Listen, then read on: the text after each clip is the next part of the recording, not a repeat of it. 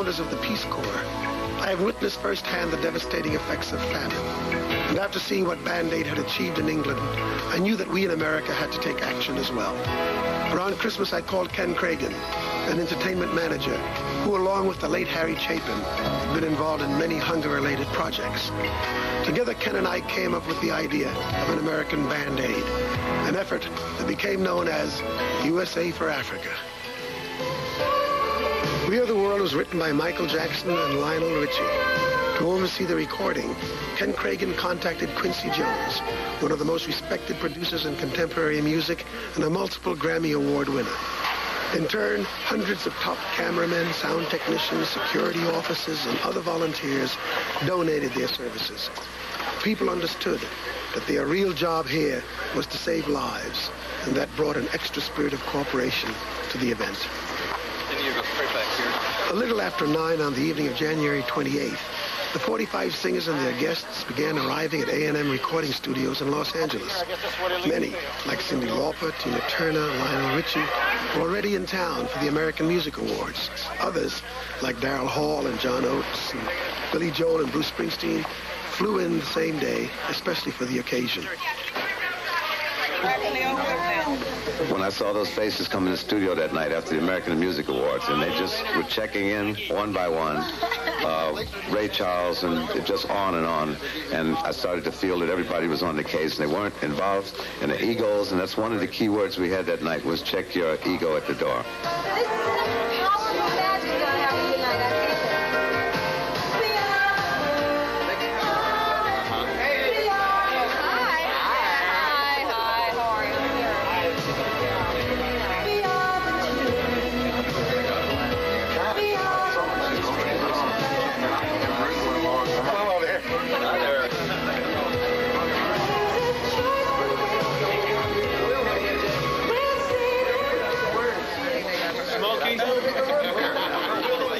We saw artists that had just met for the evening, hugging each other or comforting each other. I will tell you, though, no one was intimidated. To walk into their midst and to feel an instant sense of camaraderie, an instant sense of belonging, an instant sense of oneness is a very, very unusual experience. Hold it, everybody, please. Number one, I'd like to just let everybody know that the names down here are for solos. We're going to do the ensembles first, and to get all the stacking and all that carpentry out of the way. So if it's too high for anybody, they can just rest on this stack, and then we'll come back and put it away. Okay? So we'll make the playback, and then we'll start chopping wood. Okay? Now hear it hum?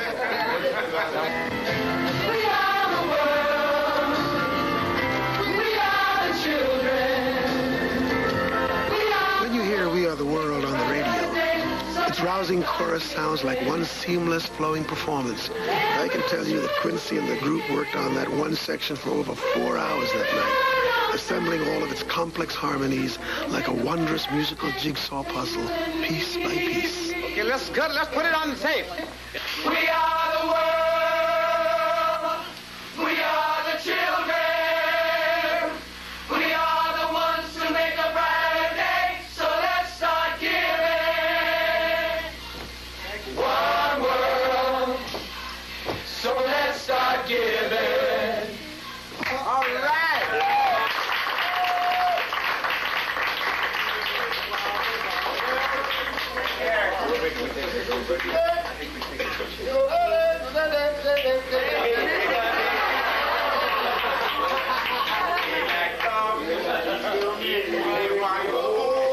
At one point, the group burst into an impromptu version of the Banana Boat song.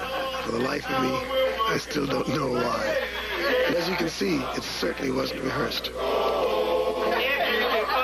Yes, I. All right, banana.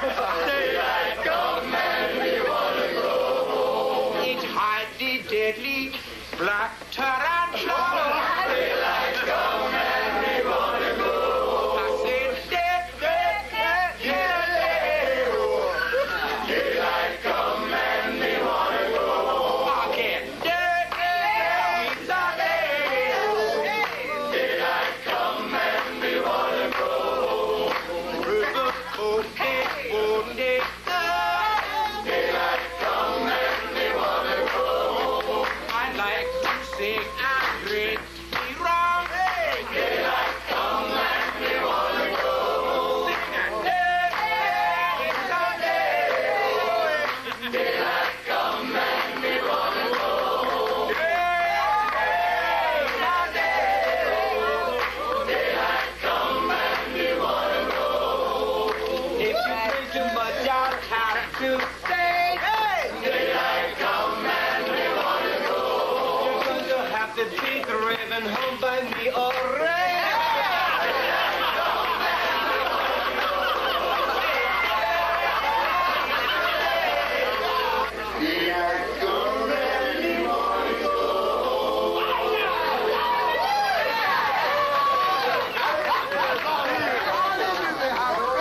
The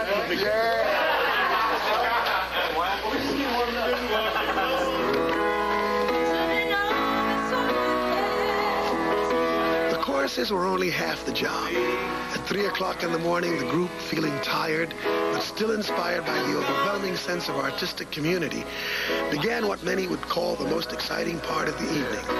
It was here that Quincy's days of preparation really paid off. With only a couple of run-throughs at the piano, the singers were ready to record We Are the World's incredible montage of 21 lead vocals and duet harmony parts. We ceased being individuals. We were a family so strong, so committed to something that it was frightening. Later, a few final solo tracks were recorded.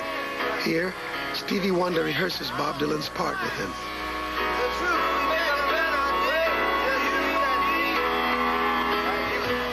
There's a choice we're making. We're saving our own lives.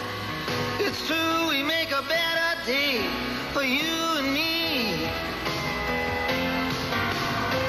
Is that sort of it? Yeah. Sort of like that? We are the world. We are the children. We are the children. We are the ones who make a brighter day. So let's start giving. Woo! Yeah.